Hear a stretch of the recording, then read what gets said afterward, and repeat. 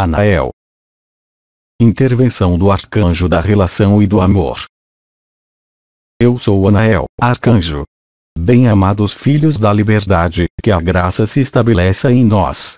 Eu venho, de algum modo, dar sequência àquele que interveio, um amigo, a fim de dar resposta a toda a discussão concernente a isso, yoga da eternidade, ou a qualquer outra coisa que lhes pareça útil colocar.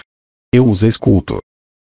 Questão. Você citou, um dia, a expressão Gabor na Orca, que significa, em linguagem silábica original, a luz autêntica, aquela da fonte. Pronunciá-la pode servir-nos, vibratoriamente. A luz é tudo o que é e o que não é. A vibração dessa expressão é bem além da linguagem. Ela decorre diretamente do primeiro sopro primordial e do último sopro final, no qual tudo se inscreve e tudo se escreve. Não é mais útil nutrir qualquer compreensão. Tudo é um. Nós somos absolutos. Nenhum relativo pode subsistir além de um tempo específico. A expressão é aquela do sopro original. Ela é a própria natureza do todo, a própria essência do que vocês nominariam de nada. Do mesmo modo que o absoluto é além de tudo, como de qualquer representação, essa expressão convida-os a ser o filho liberado, o filho da liberdade, aquele da lei do um. Vocês são amor. Aí está o que lhes diz essa vibração. Juntando-se, além de toda a falsificação, no começo era o verbo. Minha presença e sua presença, como vocês a vivem, participam da onda de vida, da doação da graça, em cada palavra que eu pronuncio e em cada palavra que vocês escutam. Questão. Um amigo disse que convinha olhar além do que nos é deixado ver. Poderia desenvolver. O ver de que foi feita referência não é um sentido, nem uma função. O ver será, sempre, uma projeção, de uma maneira ou de outra, de algo. Ver além do que é dado a ver é, portanto, conceber que há outra coisa. Essa outra coisa aparece apenas quando vocês decidem ver, efetivamente, após não parar no que é dado e que foi projetado. É um convite para abolir a própria projeção, para voltar, de algum modo, o olhar, fazer com que esse olhar não esteja mais repleto de uma demanda de sentido, ou de uma demanda de compreensão, ou de uma demanda de comparação. O olhar torna-se, aí também, neutralidade. Esse olhar, que é, portanto, o retorno em si, convida-os a olhar atrás da aparência, convida-os, aí também, a uma forma de transcendência, pedindo-lhes para deixar vir o que é assim projetado. Deixando vir a vocês o que é visto, vocês superam todo o julgamento, toda a apreciação. Vocês superam, verdadeiramente, o fato de ver. Há, portanto, uma mudança, se se pode dizê-lo, de sentido, que os faz passar da projeção à introjeção. Isso se torna possível a partir do instante em que vocês estão instalados na vibração do Ik e Nunc, porque, naquele momento, o que é dado não vai mais ao mesmo sentido.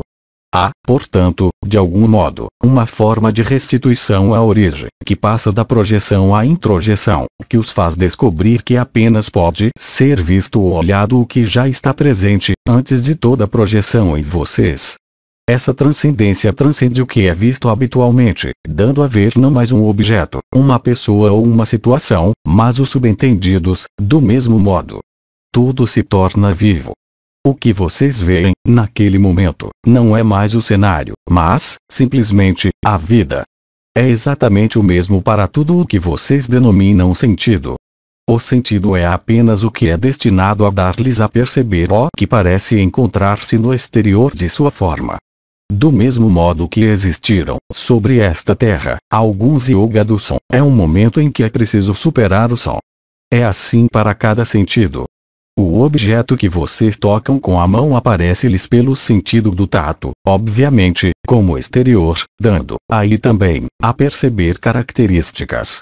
Se vocês aprendem a tocar além do que é tocado, aparecem percepções energéticas, vibratórias e, em uma fase mais pronunciada, deixam-se perceber o objeto, a coisa ou a pessoa, antes mesmo que tenha nascido, formado ou criado. Assim é para cada sentido que lhes é acessível nesse corpo. Questão. Como aliar a gratidão pelo que se recebe e o fato de saber que nada há que dê e nada que receba? simplesmente sendo o que você é. A partir do instante em que a graça se torna sua morada, não pode ser útil, nem necessário, projetar qualquer graça. Você se torna a própria gratidão. Há, nessa pergunta, o amor a emitir para com quem lhe parece, ainda, exterior a si mesmo. Você rende graça e exprime uma gratidão, volta para você porque nós somos, de maneira indelével, em você, bem além dessa forma e desse limite. O convite que lhes é formulado e proposto pela onda de vida e o manto azul da graça é, efetivamente, essa palavra, que volta sem parar, além. Mas o além não é outro lugar, não é em outro tempo, nem em outra vida. Ele é inscrito nesse instante. Não há além, tal como o sentido como pôde entendê-lo. Frequentemente, o homem faz referência ao além como o que é exterior, num pós-vida, quando esse corpo e essa forma não existem mais. Hoje, a onda de vida convida-os a ser o além, aqui e agora. Questão. O espaço de um instante eu duvidei, muito fortemente, da existência do pensamento, sentindo, naquele momento preciso, uma grande vertigem que me levou muito longe. Pelo medo da loucura, eu controlei tudo. Se eu me tivesse abandonado a esse movimento, eu teria encontrado o absoluto ou a loucura. O absoluto apresentou-se. O que continuava de observador, de eu ou de si, tomou o medo. Mas tomar o medo faz, portanto, já, apreender que você tomou algo que você deve restituir, porque o medo não lhe pertence. A vertigem é apenas a tradução do medo. A vertigem traduz, em última análise, apenas a resistência à perda do ilusório e do efêmero. É nesse instante que não se deve ter medo, mas, efetivamente, realizar o abandono do si. É isso que o convida e irá convidá-lo à experiência. O medo é, em última análise, através dessa vertigem, apenas a expressão de uma projeção. Ele não tem qualquer consistência, qualquer realidade. Como disse um amigo, olhe passar, supere, seja transparente, não pare e não retenha, nada segure, nada faça. Questão. Há um limite ao deixar fazer ou deve-se mergulhar completamente dentro? Tudo depende de quem pronuncia essa frase. Cabe a você, portanto, determinar de qual espaço e de qual realidade é vivida, em você, essa frase. Lembre-se, simplesmente, como o disse o Yoga da Eternidade, de que, a partir do instante em que você aceita nada fazer, isso não impede a pessoa de fazer o que há a fazer na vida dela. Não é o mesmo olhar. Não é a mesma coisa que faz ou que não faz. Uma parte faz, a outra não faz. A parte que faz é o ego. Deixe-o fazer. Você não é o que faz. Você pode, muito bem, do ponto de vista do si ou do absoluto, nada fazer, enquanto a pessoa que você habita faz não importa o que, uma atividade qualquer. O nada fazer e a imobilidade do Yoga da Eternidade não são um convite para deixar-se fazer pelo ego, mas, bem mais, aí também, um fator que o conduz, talvez, à transcendência. Questão. Qual é a diferença entre os filhos da lei do e os filhos de Belial? Esses últimos são tocados, do mesmo modo, pela onda de vida. Os filhos de Belial são aqueles que querem manter a divisão e a separação. Os filhos de são os filhos liberados e os filhos da liberdade. Os filhos de Belial reivindicam o livre-arbítrio, o fato de existir fora da fonte da unidade, o que, é claro, é estritamente impossível. Eles são, também, os filhos da lei do mas para um outro tempo. Questão. Sonhar, tendo consciência de que se sonha, pode ser um caminho para o absoluto? Não, de modo algum. Isso pode ser um caminho, primeiro, do si. Mas o absoluto não é mais o sonho do que o sonhador. Questão. Há uma relação entre o sono profundo e o absoluto? Sim. O sono profundo permite-lhe ser absoluto. Pois, quem está presente? Quem vê o mundo? Quem vê a pessoa que você é?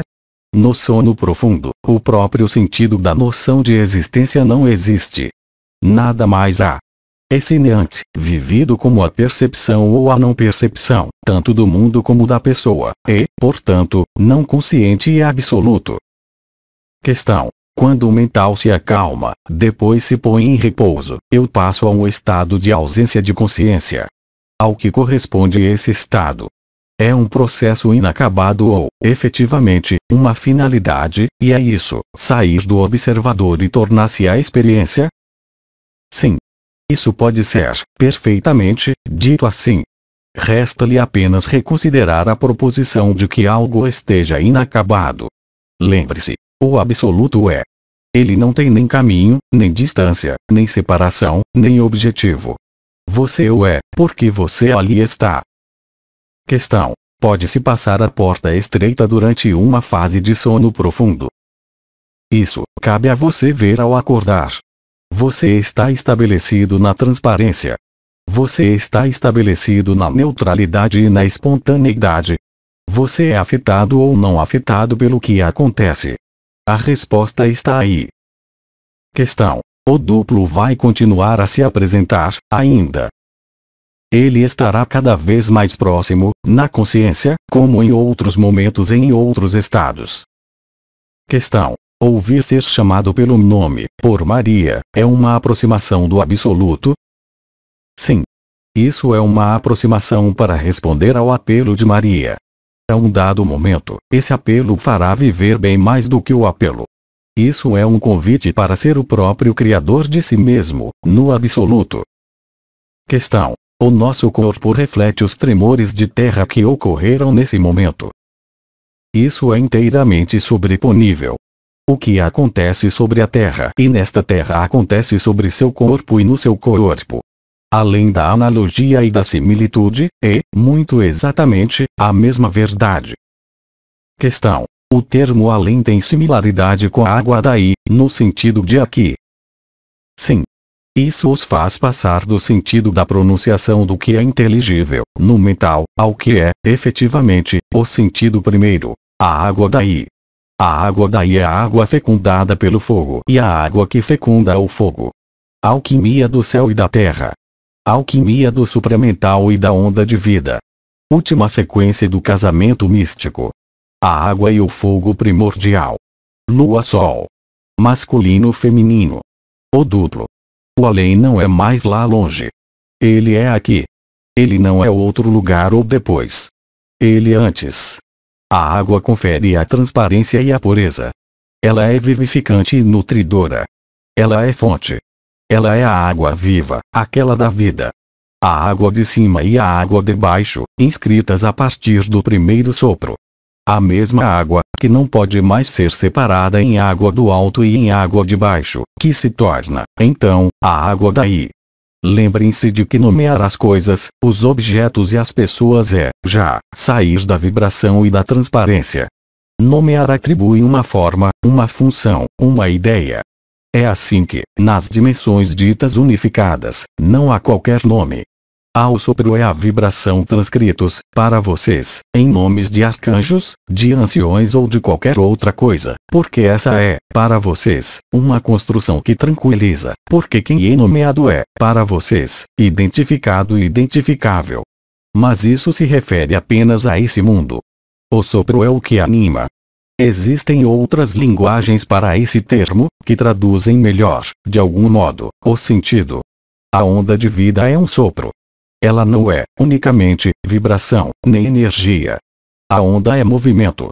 A vibração é ressonância. A energia é circulação. O sopro é, de algum modo, se pudermos usar essas palavras, o espírito que anima o ar em movimento, ruach. Esse ruach, esse sopro é o mesmo, em toda a vida. Ele é, portanto, indiferenciado, acausal e independente de toda a apropriação. Ele pertence ao mundo das emanações, como ao mundo da forma. Mas, assim que a forma está presente, o sopro é escondido, porque ele tomou forma. É isso que vocês reencontram, que lhes permite não mais ser unicamente essa forma. Questão: todos os reinos, ali compreendido aquele dos cristais, contém esse sopro? Inteiramente. Nada, nenhuma forma pode ser privada dele. Existem diversos graus de densidade e de densificação ou de cristalização. Mas é o mesmo sopro. O sopro está, portanto, presente, desde uma gama de vibrações mais baixa até a mais alta. Simplesmente, sobre esse mundo em que vocês estão, ele foi tanto rarefeito, como seccionado, mas jamais apaga. O que é lançado, hoje, da Terra, a onda de vida, deixa vocês viverem o além, aqui mesmo, nessa forma. É o mesmo sopro. O absoluto é sopro e forma. A alma primordial, Neshama, é portadora do mesmo Ruach. A língua vibral, original, é sopro. Ela não é, é claro, uma língua, no sentido em que vocês entendem e percebem. Poder-se-ia dizer ser a linguagem vibratória universal da vida. Não temos mais perguntas. Agradecemos. Eu sou Anael, arcanjo. Filhos da liberdade, eu estarei em comunhão e na graça, com vocês e em vocês, no partilhar da doação da graça. Eu saúdo a eternidade e a beleza. Até daqui a alguns instantes. Partilhar da doação da graça.